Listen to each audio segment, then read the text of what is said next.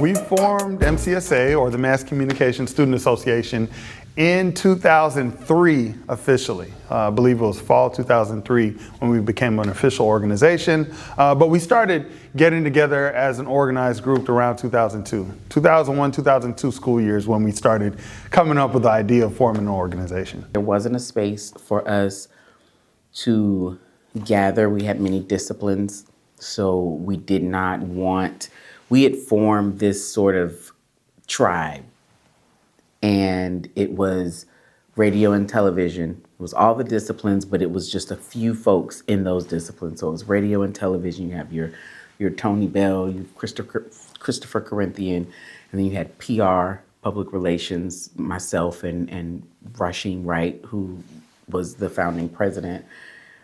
And you had print. You had Kimberly Starks, who was the guru of print, and you had Zalika Sullivan, and you had Takoya Avery. And so all of these individuals were in different disciplines, but when it came time for us to work on projects together, when it came time for us to, again, curate our experience here and how we engage with the university, how we engage with community, how we engaged even with our professors, we had no formal group to do that. And we wanted to create that. I was online. We got new computers and I was online, and I was researching different organizations at other campuses. And I came across the Mass Communication Student Association at Morgan State University. You know, being from the Washington, D.C. area, you know, I was like, let me see what they're about. Reached out to Morgan. They talked to me about what they do in their organization. And I thought it would be a good fit for Savannah State. And so I went back, got some documents together. Since I was president of organizations, I was used to writing constitutions and org charts and bylaws and stuff for student and campus organizations. So I just did that for MCSA and presented it to the chair of the department, which was Dr. Charles Aramore at the time. And Professor Franklin, who was still there, Professor Novella Cross Holmes, who was over all of the journalism curriculum, and Kai Walker, who was there as a professor for a new film program. So I got all of them together, pitched it to them. They was like, hey, just get the students together. Just one person. It was really a group of students who had formed this alliance that they wanted to perpetuate going that extra mile or doing additional kinds of work outside the classroom. They wanted to really just, flex their skills and be involved in doing campus productions and that kind of thing. So, as a faculty person, I was, very enthusiastic about giving them the opportunity to do that, because you can't learn everything that you need to know if you're going to be successful in mass communications just in the classroom. You have to have practical experience. You have to, take the opportunity to learn outside the classroom and to hone your skills doing actual productions. So, but like I said, it was a core group of maybe 5 or 6 people that were very enthusiastic about wanting to get outside the classroom and do productions. So we just tried to facilitate that for them. Rashim Wright was one of the students who was the leader of the charge. And he was the one that was saying, hey, y'all, we need to get together. We need to do more things as an organization. And he gathered about maybe 7 or 8 of us that were on that executive board, along with the 20 other students who became part of the organization. So at that time, I got one of your current professors, Will Martin, Christopher Corinthian, actor and movie star Tony Bell, LaFrida Henley, marketing expert, and several others. In the classroom, we had a classroom, I think maybe about 15 students that said, okay, let me see what this is about. And from there, we formed MCSA. I became a member of the organization in 2000. And when I joined it originally, it wasn't called MCSA. It was called the Mass Comm Club. And for myself and my peers at the time, my classmates, really, Rasheem probably led the charge on this. Rasheem was just like, Mass Comm Club sounds like an after school special. It sounds childish. So let's change the name to something a little bit more professional, something a little bit, which qualifies us a little bit more, especially with the other organizations on campus. So we proposed to change the name from the Mass Communications Club to the Mass Communications Student Association. And that's originally how the name was changed. And the Mass Comm Club existed before us. The rebranding and the actual birth of the organization called the Mass Communication Student Association came along because of us, because we desired a name change. It's where it's the experience that I got working with that tribe, right? Let's first talk about what that was. That experience was our precursor to society.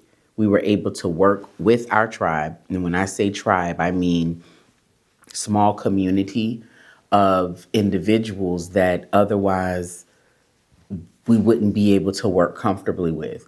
But when we left Savannah State, we were going to be just thrown into that. And so we built a model of what our lives professionally would end up looking like, right? These days, it's a talk a lot about manifestation. I personally believe that it's like write the vision, make it plain.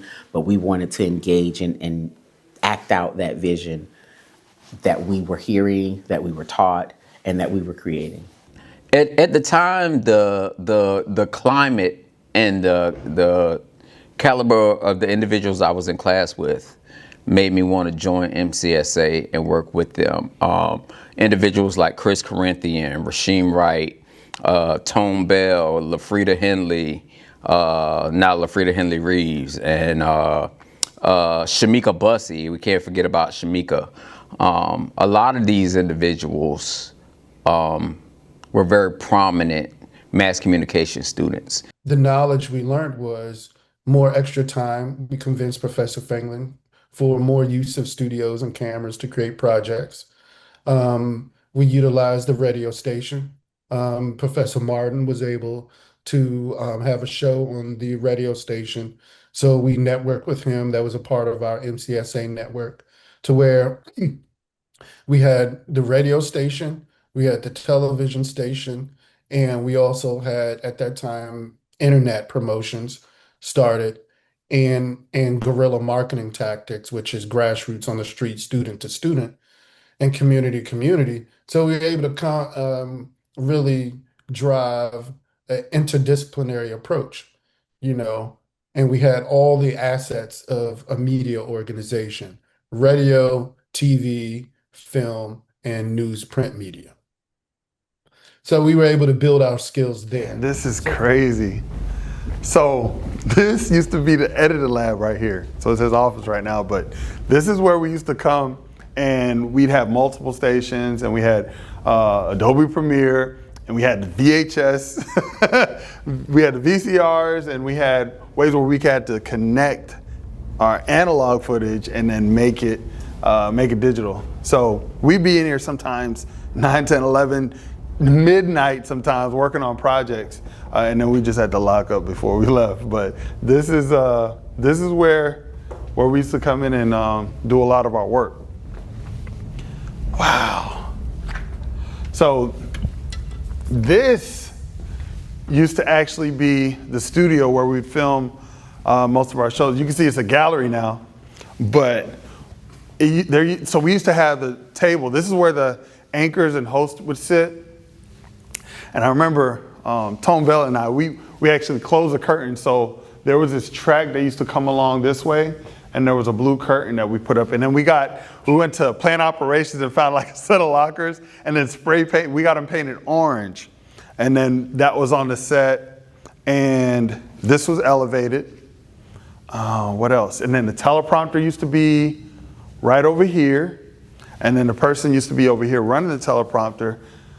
We used to have people set up over there. Like we had a studio audience for one of the shows we did. We would just have them sit over there.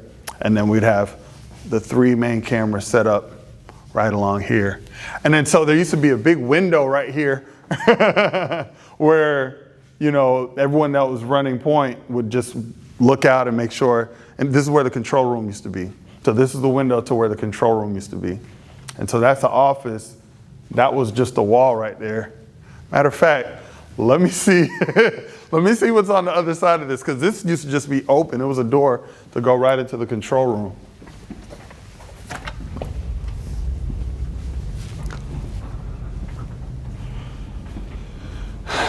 So this is where we spent all of our time. This was the main office where all of our professors were. Let me see if I can turn the light on. All right. So this is the main office where our professors used to be. Dr. Elmore's office used to be right there. It was just an open area, right? And then we had all the other professors that used to be in here.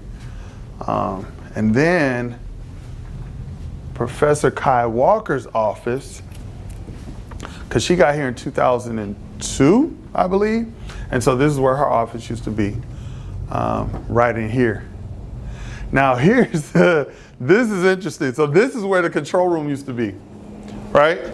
So you see this right here, how it goes up, this little railing right here. So this used to be a ramp that would come up right here. It's flat now, but you can, like, you look at this and like, why does this thing come up like this? It was because it was a ramp and then some steps that used to be right here to where we were elevated in the control room.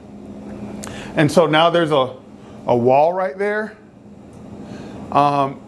And then this used to be a door. So on the other side, this is flat. So this used to be the door that you could come in from the studio into the control room.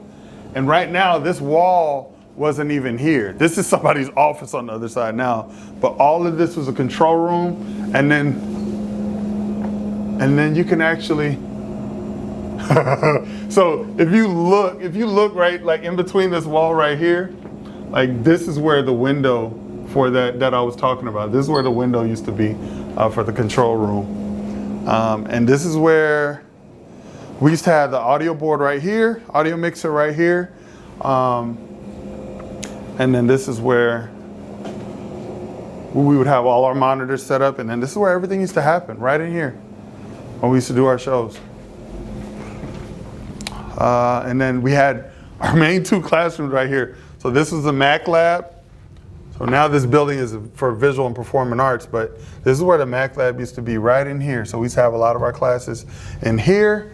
And then this last room, I believe it's an art studio now, but this is where our classroom used to be, right in here, where we would, yeah, it didn't used to look like that.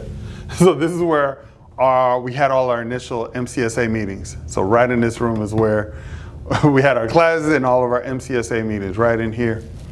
And then there were times, and if you didn't make it on time, the door would be locked. Like you couldn't make it into class. And first, a part of an organization that's a part of our major. So that was important to me, to be a part of the org that represented my major.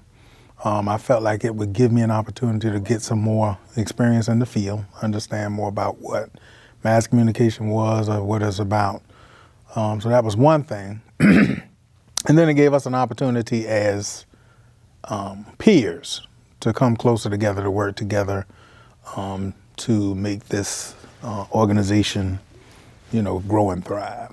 And so the opportunity to come together with them, we were very close. We were very close as a class, and in a way that we held each other accountable. MCSA helped me to learn my niche, to perfect my niche, so that I didn't have to pick a career. Every industry needs what I do. Every industry needs what my classmates did. Oh, the collegiate experience and learning is the ability to learn from your peers.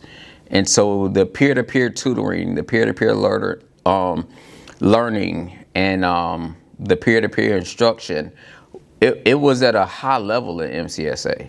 So in that, type of environment where it's kind of like an iron sharpen irons type situation. I learned a ton. I grew a lot, and not just hard skills, but soft skills, being on time, being professional, and knowing how to dress for the occasion. And those are the type of things that we held each other's feet to the fire about. Those are the type of things that we held a standard for each other. And I think it made all of us better. I know it taught me a lot, and I learned a lot of tangible skills to bring to a job and soft skills, which I don't think get enough credit. It did. It gave me, again, that's where I got my real skills, to understand what it means to be a leader in an organization, to understand the field a little more of communications and what's important in the field, how we could bring that to our peers as students. I think in the initial core group of students who have really been able to maintain that level of engagement even after graduating, people like Rashim Wright, Frida Henley Reeves, Chris Corinthian, even your professor here, Will Martin. These guys started as students, but their careers have really been inspiring as well, because they took that initiative that they honed as students, and then they went out into the world as professionals and were really able to kind of write their own positive stories and successful stories. Tone Bell is another person who is a very shining example of what you can do successfully, transitioning from being a student to being a professional. And he's been all over film and television. Hollywood has been his playground, and we are all very proud of him here at Savannah State University, as we are of all of our graduates who've been able to get out and find success in their chosen field of endeavor. To see the current MCSA leave something valuable. And when you all leave something valuable, I'd also, again, like to see you take something that you've built and utilize it in the real world. I still call my professor, Professor Franklin, I still call Professor Franklin for real world jobs and real world projects, because I need that ear. I need his level of professionalism. I absolutely need his level of knowledge. Chris Corinthian, we speak regularly. I call him. Rashim Wright, we, talk all the time. We're some of the best. This group, we're some of the best friends that each other has, and we've made money together. We've cried together during losses. But right now, if I said, hey, y'all, I need to, film this show, and this is, where we're going with it, everybody's dropping whatever they're doing, and we're all showing up for the other. And we all know our lanes. And so I want you all to build something like that, so that if you get to that place in your career or just in your personal life and passion where you need a tribe, this is the tribe you call on, because you know someone everywhere. I want this Mass Comm Student Association to collect people and friendships like assets and keep them. I want them to hold them close, and I want them to be able to pull on and call those assets when they need assistance. A lot of these individuals were very prominent mass communication students.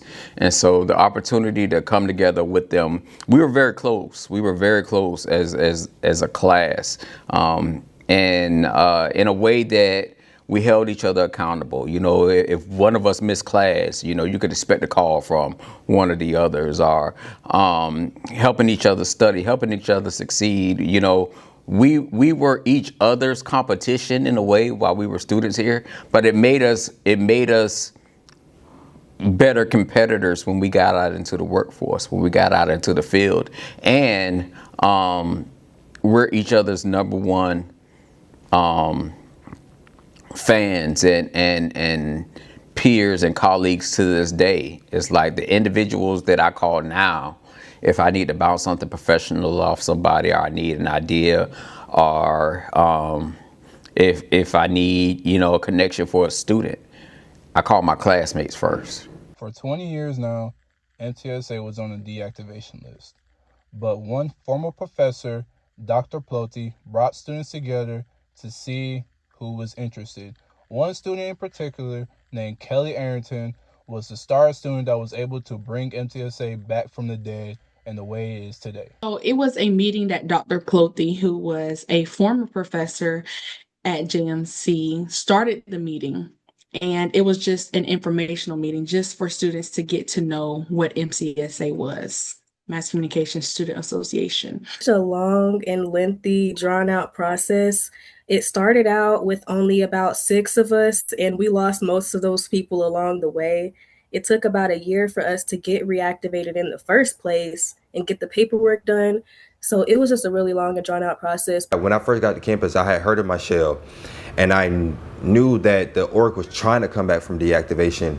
And I had learned that the org came in 2001, and at that time, Kelly was a president, and if you know about Kelly, Kelly was a ripper and a runner. She was up and down this campus. She did everything. She knew everybody. She was on every single type of team and whatnot. And so I knew that they did a lot of work to get back. Basically, everybody say aye if you would like Kelly to be president. Again, it was like about 6 to 8 of us in that informational meeting. Mind you, this was in the room where Professor Martin's office is. So this wasn't even in a classroom. Like, it wasn't a big meeting. And it was like 6 to 8 of us. So of course, everybody was like, cool. Because again, we're just not learning about this organization from what he has told us. And there's not much information we can go off of foundation wise. So we were just like, it doesn't matter at this point. Let's just get it started and let's just see where it goes. And so I took on that position because I saw the vision for MCSA, just because of what mass communication stands for, is the dissemination of multimedia platforms.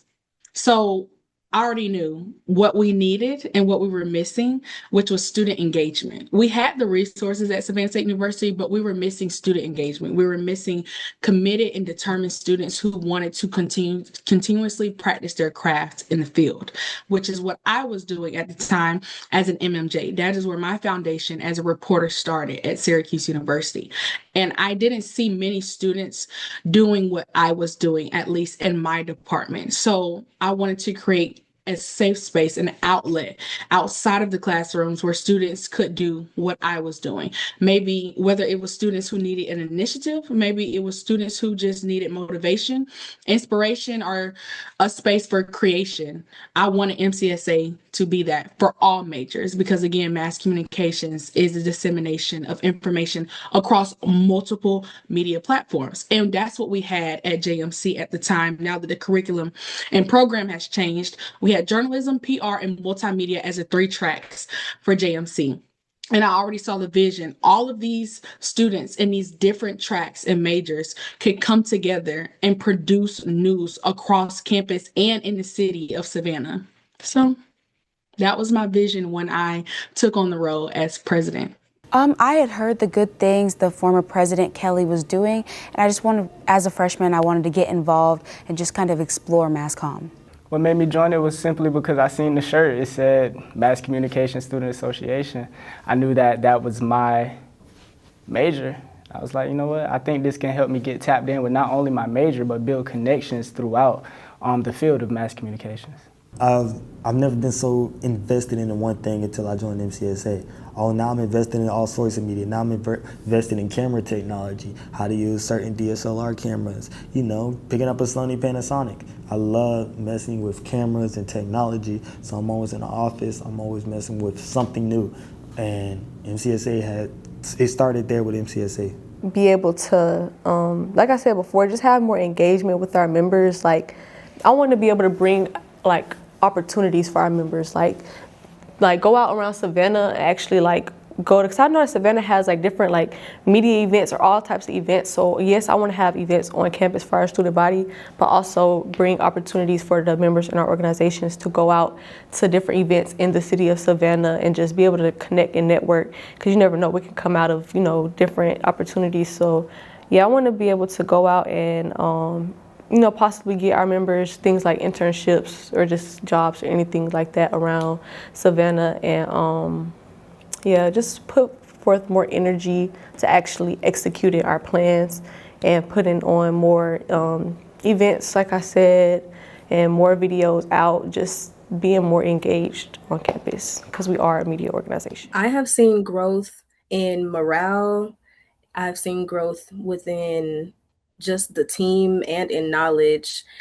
And what I mean by that is in when the org first got back together, trying to get reinstated and going through all the paperwork with Mr. Smalls and everything, it was hard. Everybody wanted to quit. There was only a few of us. We were running on fumes. It was really hard trying to build it up.